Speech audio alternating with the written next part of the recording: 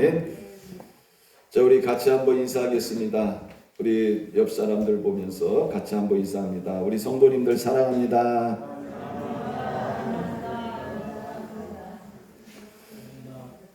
자, 한 주 동안 잘 지내셨습니까?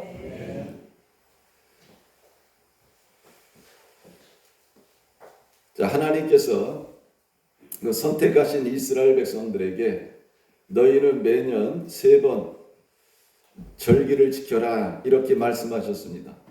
첫 번째가 무교절입니다. 6월절이라고도 하죠. 아니, 무교절은 애굽에서 구원받은 것에 대하여 감사라는 것입니다. 그리고 두 번째가 맥주절입니다. 77절 또는 오순절이라고도 이야기를 합니다. 수고하여 밭에서 뿌린 첫 열매를 거둬서 하나님 앞에 감사라는 겁니다. 그래서 보리 수확을 할 때 첫 열매를 거둬서 하나님께 감사하는 절기입니다. 자, 세 번째가 수장절입니다. 장막절 또는 초막절이라고도 이야기를 합니다. 1년 수확을 해서 하나님 앞에 감사하는 절기가 바로 이 장막절인 것입니다. 그러니까 하나님께서 말씀하신 3번의 절기를 지키라고 이렇게 말씀하신 것의 공통점은 뭐예요? 감사라는 것입니다. 하나님 앞에 감사함으로 절기를 지켜라 이렇게 말씀하고 있습니다. 자, 오늘 추수감사주일입니다. 이 추수감사절의 유래는 수장절을 제정하신 데서부터 시작하고 있습니다. 추수를 마치고 추수한 것을 저장하면서 하나님께서 수장절을 지킨 것이 하나님께 수장절을 지킨 것이 추수감사절의 유래가 되는 것입니다. 교회사적으로는 1620년도에 그 영국의 청교도인들이 신앙의 자유를 찾아가지고 이제 새로운 신대륙을 찾아서 항해를 합니다. 대서양을 건너는데 이 파도와 굶주림과 또 추위를 무릅쓰고 이들이 이제 신대륙에 도착하게 되죠. 그때 102명이 출발을 했는데 44명이 죽었습니다. 그럼에도 불구하고 인디안들이 나눠준 이러한 그 씨를 가지고 농사를 져서 거둔 것을 가지고 하나님 앞에 감사하면서 예배를 드리게 됩니다. 이것이 바로 추수감사절의 유래가 되고 있습니다. 그 미국에서는 1789년 11월 26일을 와싱턴이 감사절로 국경일을 만들었습니다. 그리고 1864년도 11월 넷째 주일로 이제 지킬 것을 법으로 결정하고 지켜오다가 1939년 루스벨트 대통령이 11월 셋째 주 목요일을 추수감사주일로 지정을 합니다. 자, 우리나라에서는 미국 선교사님들의 영향을 받아가지고 1908년부터 11월에 추수감사주일을 지키기 시작하였고 세계 각 교회와 또 한국 교회들이 11월 셋째 주일을 추수감사주일로 지키고 있습니다. 이 추수감사주일은 한마디로 말씀드리면 하나님께 감사하는 절기라는 겁니다. 하나님께서 한 해 동안 지켜주시고 또 추수하게 하심에 대하여 감사하는 절기, 이 절기가 바로 추수감사주일인 것입니다. 자, 이 추수감사주일을 맞이하면서 하나님 앞에 한 해 동안 나를 지켜주시고 보호해 주시고 함께 하심을 진심으로 감사할 수 있는 그런 모든 성도님들이 되시기를 주님의 이름으로 축원합니다. 자, 우리 옆에 있는 성도들에게 한번 인사하겠습니다. 하나님께 감사합시다. 자, 그런데 이 추수감사주일을 맞이하면서 또 이런 생각을 하시는 분들이 있을 거예요. 목사님, 제가 1년 동안 살아오면서 제 자신의 이러한 모든 것을 보니까 저는 정말 감사할 수 있는 게 하나도 없어요. 이렇게 말씀하는 분들이 있을 거예요. 1년 동안 내 삶이 너무나 힘들고 고통스럽습니다. 또 생각지 않았던 이러한 질병을 얻었습니다. 내 가정이 파산했습니다. 내가 하는 일들이 잘된 것이 하나도 없습니다. 그래서 저는 올 1년을 돌아보면서 하나님 앞에 감사할 만한 것이 하나도 없습니다. 이렇게 말씀하시는 분들도 있을 것입니다. 자, 이렇게 말씀하시는 분들에 대해서 충분히 공감합니다. 수많은 어려움과 힘든 일을 만나면서 사실 감사할 만한 것이 없다고 항변하는 그분의 마음을 우리는 충분히 공감할 수 있습니다. 안 그렇습니까? 내 몸이 병들었는데, 하는 일이 잘 안 되는데, 가정이 파산났는데, 뭘 내가 이런 상황에서 하나님 앞에 감사할 수 있는 것이 있을까? 이렇게 말씀하시는 분들 앞에서 우리도 충분히 공감할 수 있다는 것입니다. 그럼에도 불구하고 우리는 어떻게 해야 되느냐? 하나님 앞에 감사해야 된다는 것입니다. 여러분, 오늘 설교 제목이 뭐예요? 그럼에도 불구하고 감사하세요. 자, 한번 따라해 보시기 바랍니다. 그럼에도 불구하고 감사하세요. 자, 왜 감사하는 것이 중요하냐? 신앙생활을 하면서 우리가 이 감사하는 것이 바로 내가 가지고 있는 믿음의 척도이기 때문에 그렇습니다. 누가 감사할 수 있느냐? 여러분, 믿음 있는 사람이 감사할 수 있는 거예요. 믿음이 없는 사람은 감사할 수가 없어요. 믿음이 없는 사람은 내 형편을 보고 내 처지를 보고 늘 원망하고 불평할 수밖에 없다는 것입니다. 그러나 믿음이 있는 사람은 내가 아무리 힘들고 어려운 상황에 있다 할지라도 감사할 수 있다는 것입니다. 왜? 믿음 있는 자만이 감사할 수 있기 때문에 그런 것입니다. 또 우리가 왜 감사해야 되느냐? 하나님의 명령이기 때문에 그렇습니다. 성경을 우리가 읽어보면 곳곳에 하시는 말씀이 뭐예요? 하나님께 감사하라. 범사에 감사하라. 이는 너희를 향하신 하나님의 뜻이다. 이렇게 말씀하고 있습니다. 그래서 우리는 하나님이 우리에게 명령하셨기 때문에 내 처지와 내 환경에 상관없이 우리는 하나님께 감사해야 된다. 또 우리가 왜 하나님 앞에 감사해야 되느냐? 하나님은 선하시며 그 인자하심이 영원하기 때문이다. 시편 107편 1절 말씀해 보면 여호와께 감사하라. 그는 선하시며 그 인자하심이 영원함이로다. 이렇게 말씀하고 있습니다. 여러분, 우리가 왜 감사해야 됩니까? 나를 향하신 하나님은 어떤 하나님이냐? 하나님은 늘 나를 향하여 선하시며 그 인자하심이 영원하신 분이기 때문에 우리는 하나님께 감사해야 된다. 성경은 우리들에게 이렇게 말씀하고 있습니다. 자, 오늘 읽은 이 본문 말씀을 보면 요셉이라는 인물이 나옵니다. 여러분들 오늘 읽은 이 본문 말씀을 보면서 이렇게 생각하신 분들이 있을 거예요. 오늘 추수감사주일인데 왜 목사님이 벼랑간 요셉 이야기를 꺼내셨을까? 아마 읽으시면서 이렇게 생각하신 분들이 있을 거예요. 근데 제가 추수감사주일을 맞이하면서 하나님, 어떤 설교를 해야 됩니까? 참 고민이 많았어요. 근데 이 본문 말씀이 떠오르더라고요. 그래서 여러분, 오늘 이 말씀을 들으면서 그럼에도 불구하고 감사하세요 라는 이 제목대로 여러분들이 지금 어떤 형편과 처지에 놓여 있는지는 모르지만 그럼에도 불구하고 하나님 앞에 감사할 수 있는 그런 모든 성도님들이 되시기를 주님의 이름으로 축원합니다. 우리가 이 성경을 쭉 읽어보면 하나님이 사용하신 사람들의 특징이 있어요. 바로 하나님이 그들을 만나주셨다는 겁니다. 그런데 여러분, 이 요셉의 생애를 우리가 읽어보면 요셉이 하나님을 만났다는 이러한 이야기가 없습니다. 참 신기해요. 그럼에도 불구하고 요셉이 훗날 애굽의 총리가 돼서 형들을 만났을 때 형들에게 뭐라고 고백합니까? 이 모든 것이 다 하나님이 하셨습니다. 하나님께서 은혜를 베푸셨습니다. 이런 고백을 해요. 요셉의 생애를 보면 하나님을 만났다는 이야기도 없고, 그럼에도 불구하고 요셉은 늘 하나님께 영광을 돌리고 나를 위해서 하나님이 이 모든 것을 하셨습니다. 이렇게 고백하고 있는 요셉의 모습을 우리는 발견하게 되는 겁니다. 참 놀라운 고백이 아닐 수가 없습니다. 여러분, 요셉은 야곱의 11번째 아들로 태어났습니다. 어머니는 라헬입니다. 야곱에게는 4명의 부인이 있었는데 이 야곱이 가장 사랑했던 부인이 누구예요? 라헬이었습니다. 이 라헬을 통해서 난 아들이 바로 요셉이었습니다.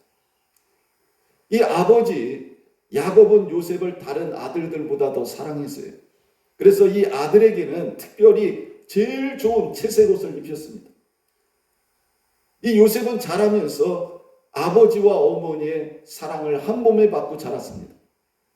그런데 이 어머니가 베냐민을 낳다가 죽죠.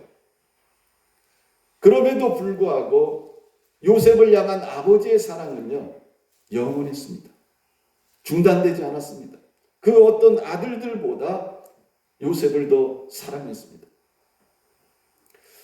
이 요셉은 자라면서 어머님은 돌아가셨지만 아버지의 사랑을 받으면서 자랐습니다. 그러니 요셉이요, 형들에게 미움의 대상이 되겠습니까? 안 되겠습니까? 당연히 형들의 미움의 대상이 됐죠. 더군다나 형들이 무슨 말을 했는지, 어디 가서 무슨 행동을 했는지 이걸 다 아버지에게 요셉이 일러 바쳤던 거예요. 그러니 형들이 이 요셉을 미워합니다. 더군다나 여러분, 이 요셉이 꿈을 꿔요. 근데 그 꿈 이야기가 뭡니까? 내 부모와 형제들이 나를 향해서 절하는 꿈입니다. 이걸 2번이나 꿔요. 그러면서 형들에게 자랑을 했습니다. 그러니 이 요셉을 시기하고 질투하는 형들의 이 마음이 어땠겠습니까? 그 꿈 이야기를 듣고 완전히 그 형들의 이 마음에 불을 질러버리는 이런 일이 일어나게 되어진 것입니다. 그러던 어느 날 이 형들이 세겜이라는 곳에 가서 양을 칩니다. 아버지가 요셉을 불러서, 야 요셉아, 형들이 지금 밖에 나가서 양을 치고 있는데 형들이 잘 있는지 가서 보고 와라. 예, 알겠습니다. 요셉이 아버지의 이러한 명령을 받고 세겜 땅으로 갔는데 세겜에 가보니까 형들이 없는 거예요. 사람들에게 물어보니까 도단으로 갔다고 이야기를 합니다. 그래서 요셉도 도단으로 가죠. 요셉이 이제 형들이 있는 곳에 가까워질 때에 형들이 보니까 요셉이 자신들을 향하여 오고 있습니다. 야, 저기 꿈꾸는 자가 온다. 우리가 저놈을 해치자. 형들이 공모를 해요. 얼마나 미웠으면 자신의 동생이 지금 저 집에서 멀리 떨어져 있는 자신들에게 오고 있는데 반가이 맞아주지는 못할 망정 자신의 동생을 죽이자고 공모를 합니다. 그런데 큰형인 르우벤이 어떻게 합니까? 야, 우리 손으로 요셉을 해하지 말자. 이건 악한 짓이다. 대신에 저 물이 없는 저 구덩이에다가 요셉을 집어던지자. 거기다 넣자. 그래서 다른 형제들이 형의 말을 듣습니다. 그래서 요셉을 물 없는 구덩이에다 던져놓죠. 아버지의 심부름으로 왔다가 요셉은 큰 봉변을 나갑니다. 근데 그때 이스마엘 상인들이 지나가는 거예요. 그랬더니 형들이 야, 이 요셉을 이스마엘 상인들한테 팔자는 겁니다. 그래서 은 20냥을 받고 요셉을 팔아버려요. 여러분, 요셉이 하루아침에 노예가 됐습니다. 돈 20냥에 팔린 노예가 됐어요. 그리고 애굽으로 끌려갑니다. 애굽에서 보디발이라는 그 애굽 왕의 시위대장에게 팔리게 되죠. 사랑하는 성도 여러분, 이 요셉의 삶이 얼마나 불쌍합니까? 아마 요셉은 자신이 이런 일을 경험하면서 낙심했을 겁니다. 내 인생이 어쩌다 이렇게 됐을까? 며칠 전까지만 해도 아버지의 사랑을 받고 행복한 삶을 살았는데 하루아침에 노예로 전락하는 이러한 신분이 되어진 것입니다. 자, 이런 요셉에게 감사하라. 그러면 여러분 요셉이 감사할 수 있겠습니까? 없겠습니까? 한번 생각해 보세요. 지금 돈에 팔려가지고 애굽에 끌려왔습니다. 그리고 애굽 땅에서 보디발이라는 이러한 집안의 노예가 되어졌습니다. 그런 요셉을 향해서 야, 오늘 추수감사주일이니까 범사에 감사해. 그러면 여러분 요셉의 마음에 맞아, 오늘 추수감사주일인데 하나님께 감사해야지. 여러분 이런 마음이 들겠습니까? 안 들겠습니까? 절대로 안 되죠. 내가 요셉의 상황에 놓여 있어도 여러분 절대로 감사하지 못할 것입니다.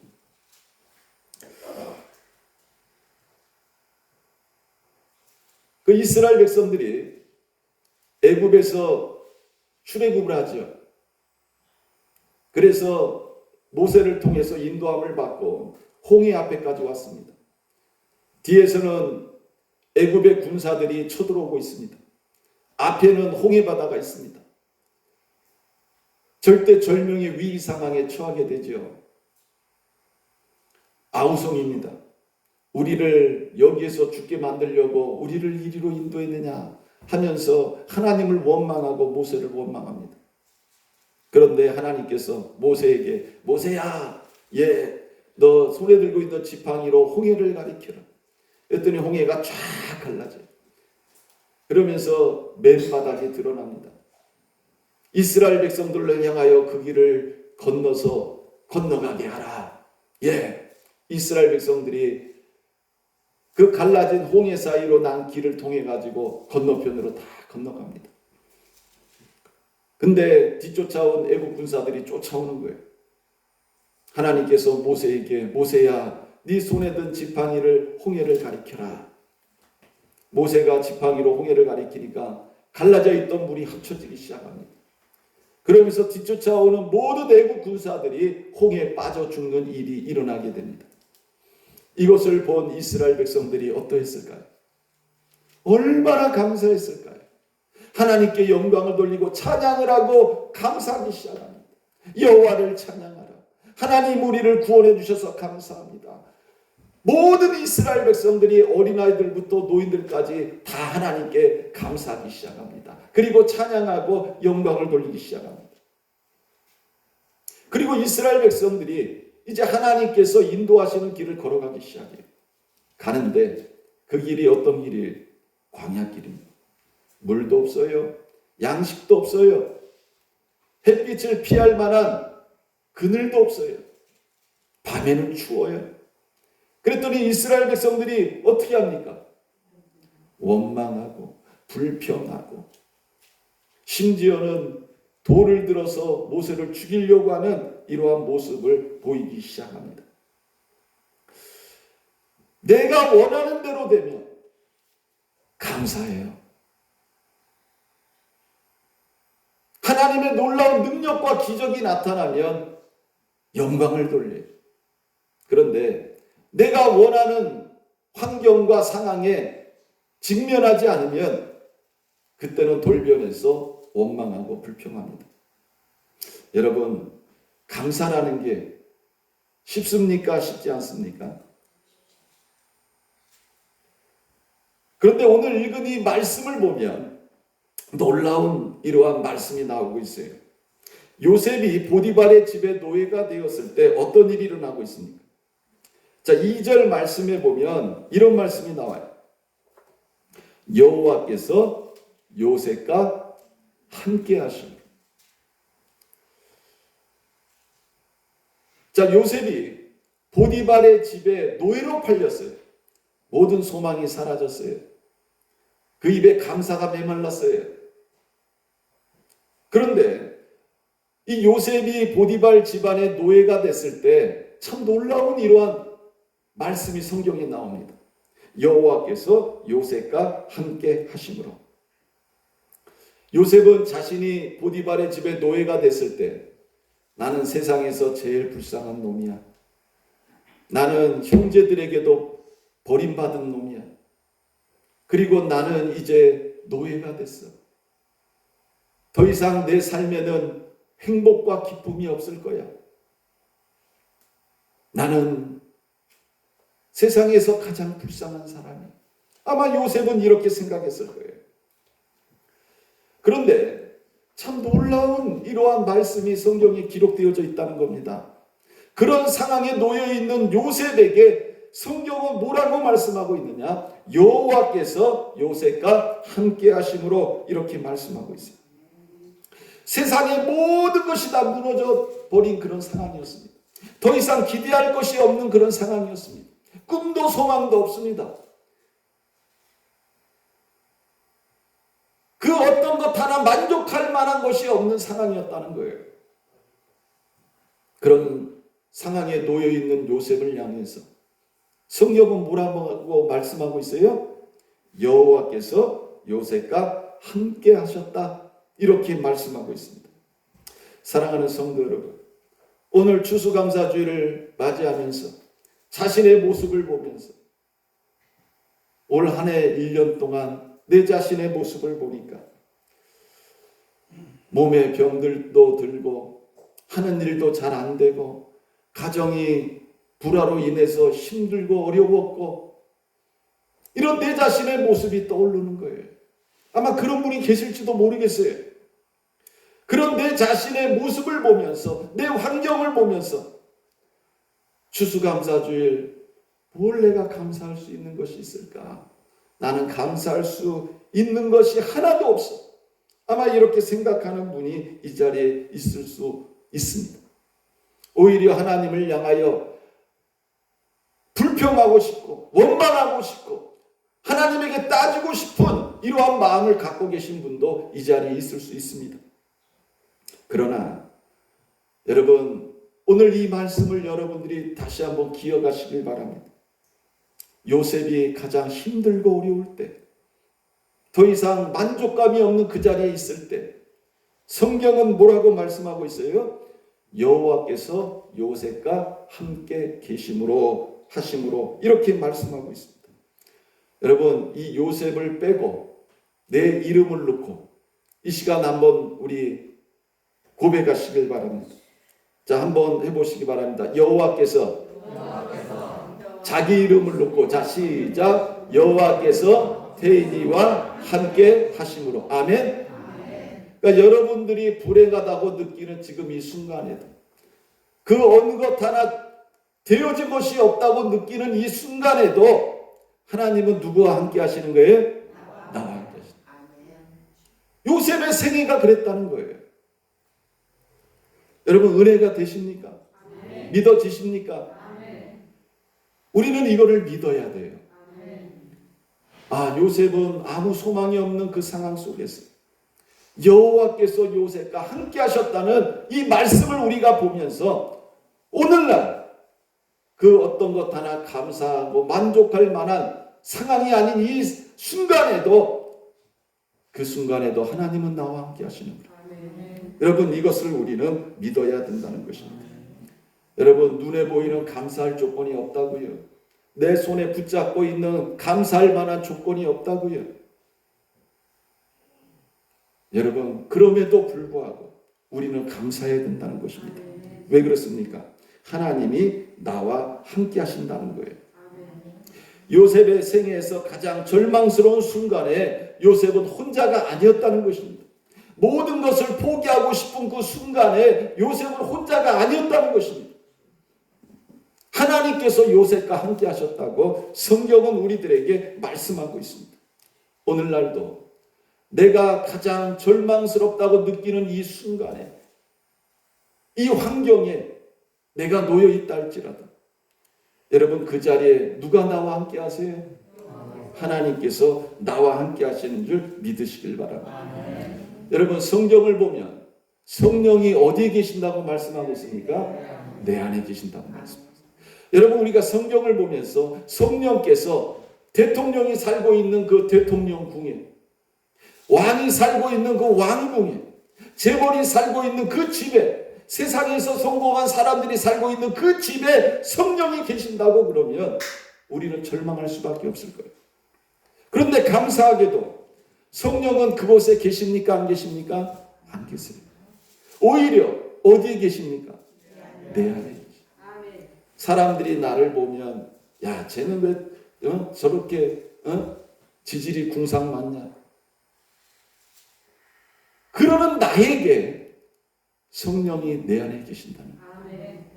참 놀라운 이러한 은혜가 아닐 수 없습니다.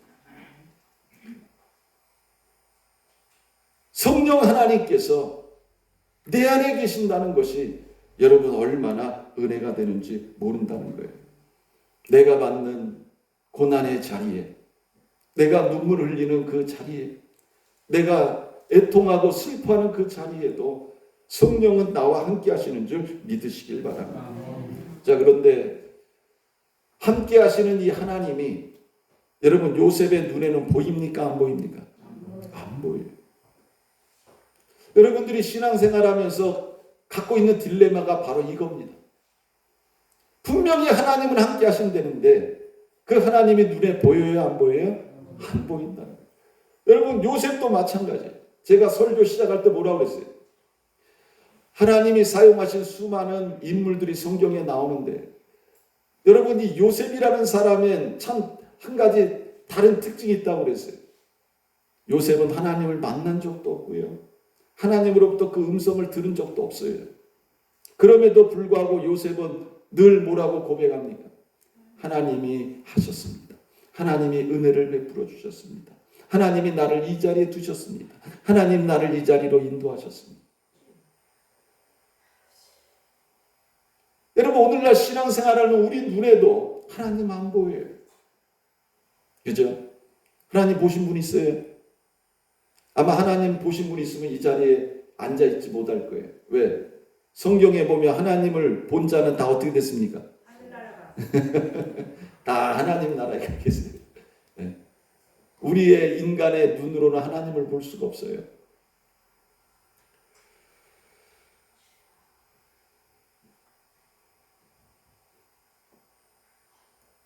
우리는 내가 어떤 상황에 놓여 있든지 성령 하나님께서 나와 함께 하신다 하는 이 사실을 여러분들이 믿으시길 바랍니다. 자, 하나님이 요셉과 함께 하시자 어떤 일이 일어납니까? 한번 따라해 보시기 바랍니다. 그가 형통한 자가 되어. 자, 요셉은 노예의 신분입니다. 여러분 노예가 되면서 힘들고 어렵고 고통스러웠을 것이라고 우리는 생각합니다. 내가 그 자리에 가면 나는 거기서 견뎌내지 못할 거야. 아마 요셉도 그랬을 거예요. 하루빨리 그 노예의 자리에서 벗어나고 싶었을 것입니다. 그런데 하나님은요, 이 요셉이 노예의 자리에 있을 때, 노예의 신분에 있을 때 하나님은 요셉과 함께 하셨다. 이렇게 말씀하고 있습니다.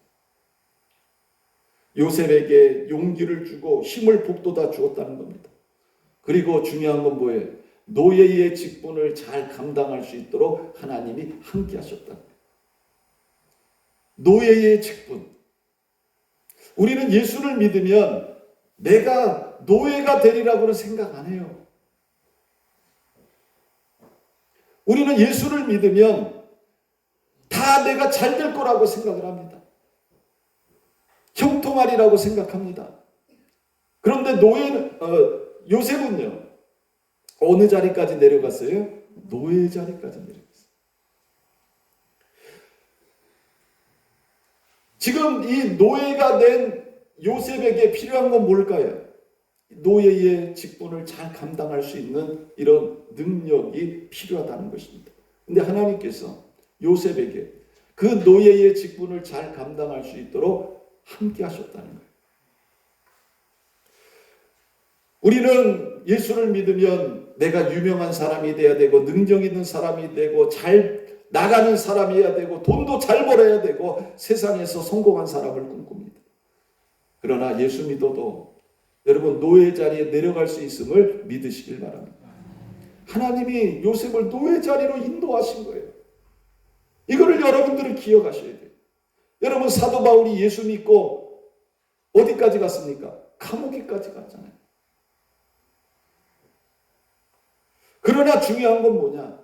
내가 하나님이 인도하시는 그 자리가 어떤 자리든지 그 자리에는 누가 나와 함께 하신다는 거예요? 하나님이 나와 함께 하셔서 내가 그 자리에서 그 직분을 잘 감당할 수 있도록 하나님께서 나와 함께 하신다는 것입니다. 여러분, 형통이라는 이 단어, 교회 다니는 분들은 다 형통함을 꿈꿔요. 내 인생이 시온의 대로와 같이 형통하기를 꿈꿉니다. 근데 여기 보면 이 형통이라는 게 뭐냐 하는 거죠. 여러분, 이 형통이라는 게 뭐예요? 꼬인 길 같은데 가보면 열린 길입니다. 도저히 소망이 없는 길 같은데 가보니 하나님이 인도하시는 길이었다는 것입니다. 할 수 없는 길인 것 같은데 하나님께서 능히 감당하게 하시는 길이었다는 것입니다. 저는 이게 형통이라고 생각을 해요. 내 눈앞에 시온의 대로가 쫙 펼쳐서 성공의 길이 쫙 펼쳐서 이게 형통이 아니라 내 눈으로 보면, 내가 판단해 보면 이건 완전히 꼬인 길이고 내 힘으로는 감당할 수 없는 길 같은데 가다 보니까 하나님이 함께 하셔서 열린 길이 되고 감당할 수 있는 길이 되고 하나님이 역사하시는 길이 되더라는 것입니다. 이게 바로 형통이라는 것입니다. 여러분, 요셉이 노예의 길을 걸어가는 것은 하나님의 뜻이었습니다. 형통이 어디에 나타납니까? 하나님께서 인도하시는 길에 나타나는 것입니다. 노예가 된 그 길이 하나님의 뜻이라면 그 노예가 된 그 길 속에 뭐가 나타나는 거예요? 하나님의 형통이 주어진다는 것입니다. 여러분, 이걸 깨달아야 돼요. 내가 생각하는 형통만 꿈꾸고 신앙생활 하시지 마시고 하나님이 나를 인도하신 그 길 속에 반드시 하나님의 형통함이 있음을 믿으시길 바랍니다. 이것은 우리들에게 무엇을 말합니까? 내가 원치 않는 길에 놓여 있어도 그 길을 하나님이 나에게 허용하셨다면 하나님은 그 길 속에서 나와 함께 하신다. 그리고 나에게 형통을 허락하신다. 여러분, 이것을 믿으시길 바랍니다. 그리고 이렇게 성경은 말씀하고 있습니다. 3절에 보면 그의 주인이 여호와께서 그와 함께 하심을 보며 또 여호와께서 그의 범사에 형통하게 하심을 보았더라. 이렇게 말씀하고 있습니다. 여러분, 노예의 삶을 살고 있는 이 요셉을 이 보디발의 집에서 주목하고 있는 한 사람이 있다는 거예요. 그 사람이 누굽니까? 보디발이었다는 거예요. 자, 이 보디발이 왜 요셉을 주목하게 되어졌느냐? 성경에 이렇게 말씀합니다. 여호와께서 그와 함께 하심을 보며 또 여호와께서 그의 범사에 형통하게 하심을 보았더라. 여러분, 우리가 이것을 보면서 노예의 삶을 살고 있는 요셉은 실패한 삶입니까? 아니면 성공한 삶입니까? 맞아요. 실패한 삶이 아닙니다. 성공한 삶이라는 것입니다. 아무 가치 없는 삶이 아니라는 거예요. 비록 노예의 삶이지만 그 노예의 삶을 사는 동안에 함께 하시는 하나님으로 인하여 형통하게 되었고 그 집안의 주인이 요셉을 주목하게 되어졌다는 것입니다. 우리가 이걸 보면서 우리는 나에게 주어진 그 자리에서 어떻게 해야 되는 거예요? 최선을 다해야 되는 거예요. 그러면 어떤 일이 일어나느냐? 하나님이 그 어떤 사람을 통해서 나를 주목하게 하십니다. 여러분, 하나님은 요셉을요, 그 노예 자리에서 구원하실 수 있어요. 그리고 그 요셉이 그토록 원하는 자신의 집으로 돌아가게 하실 수 있는 능력이 있는 분이에요. 여러분, 말씀 한마디로 온 우주 만물을 창조하신 하나님 아니십니까? 그 하나님이 노예의 삶을 살고 있는 그 요셉을 여러분 그 보디발의 집에서 구원 못하시겠냐고요. 능히 구원하시죠. 그럼에도 불구하고 하나님은 어떻게 하십니까? 요셉을 그 보디발의 집에 두는 거예요. 그 대신에 하나님께서 누굴 통해서 요셉을 주목하게 하십니까? 보디발을 통해서 요셉을 주목하게 하십니다. 여러분, 하나님은 모든 일을 하실 수 있는 능력이 있으심에도 불구하고 사람을 통해서 일하시는 분인 줄 믿으시길 바랍니다. 여러분들이 주어진 자리에서 최선을 다하면 여러분들을 주목하는 사람이 있다는 거예요. 여러분들이 직장 안에서도 여러분들에게 주어진 최선을 다해 보세요. 그러면 하나님께서는 그 어떤 사람을 통해서 여러분을 주목하게 하십니다. 하나님은 사람을 통해서 일하세요. 이것을 우리가 기억해야 된다는 것입니다. 자, 어떤 일이 일어납니까? 하나님께서 4절에 보니까 이렇게 말씀해요. 요셉이 그의 주인에게 은혜를 입어 섬김에 그가 요셉을 가정총무로 삼고 자기의 소유를 다 그의 손에 위탁하니, 이렇게 말씀하고 있습니다. 여러분, 요셉이 보디발의 은혜를 입었어요. 그래서 뭐가 됐어요? 가정총무가 됐다, 이렇게 말씀하고 있습니다. 그래서 이제 이 보디발의 집안에 있는 모든 소유물을 다 주관하는 이런 사람이 됐다, 이렇게 말씀하고 있습니다. 비록 노예의 신분을 벗어나지는 못했지만 그 가정에서 모든 것을 관리하는 가정총무가 됐음을 성경은 말씀하고 있습니다. 엄청나게 진급한 것입니다. 요셉이 가정총무가 되었을 때 어떤 일이 일어납니까? 6절에 보니까 주인이 그의 소유를 다 요셉의 손에 위탁하고 자기가 먹는 음식 외에는 간섭하지 아니하였더라. 사랑하는 성도 여러분, 이제 말씀을 맺겠습니다. 추수감사절을 맞이하면서 지금 내가 처해 있는 환경으로 인하여 낙심하고 절망하고 있는 분들이 계십니까? 감사를 하고 싶어도 감사할 수 없다고 생각하시는 분들이 있습니까? 그렇다면 요셉을 기억하시길 바랍니다. 여러분들 중에 요셉보다 못한 사람이 어디 있습니까? 요셉은 형들에게 미움을 받아 팔려가지고 여러분 하루아침에 낯선 땅 애굽에 끌려가서 종이 된 사람입니다. 여러분 그런 상황에 처해 있습니까? 아마 그런 사람 하나도 없을 거예요. 여러분들이 아무리 힘들고 어렵다 할지라도 요셉과 같은 이러한 경험은 하지 않았을 것입니다. 그리고 그런 상황에 놓여 있지 않을 것입니다. 우리가 오늘 이 추수감사절을 맞이하면서 여러분 요셉을 생각하시길 바랍니다. 가장 힘들고 어렵고 낙담되는 그 자리였지만 누가 함께 하셨어요? 하나님이 함께 하셨어요. 그리고 요셉에게 형통한 자가 되게 하셨어요. 그리고 보디발에게 은혜를 입게 하셨어요. 여러분 오늘날도 마찬가지. 오늘날도 하나님은 저와 여러분과 함께 하시는 분인 줄 믿으시길 바랍니다. 그리고 우리에게 형통함을 부어주시는 분인 줄 믿으시길 바랍니다. 그리고 그 어떤 힘 있고 능력 있고 우리에게 은혜를 베풀 만한 사람을 통해서 우리를 주목하게 하시는 분인 줄 믿으시길 바랍니다. 내가 주어진 자리에서 하나님이 나에게 이 자리에 두신 이유는 하나님의 뜻이 있다. 여러분들이 이것을 인정하고 그 자리에서 하나님이 나와 함께 하신다. 하나님께서 나에게 은혜를 베푸신다. 나를 형통하게 하신다. 여러분들이 이걸 믿고 그 자리에서 정말 열심을 내서 충성하면 하나님은 여러분들에게도 요셉과 같은 이러한 놀라운 축복을 부어주실 것입니다. 요셉에게 은혜를 베푸신 하나님은 지금도 우리를 위하여 은혜를 예비하고 계십니다. 나를 형통한 자가 되게 하기 위해서 준비하고 계십니다. 믿으시길 바랍니다. 그래서 여러분 오늘 추수감사주일을 맞이하면서 다시 한번 따라해 보시기 바랍니다. 그럼에도 불구하고 감사하세요. 자, 우리 기도하겠습니다.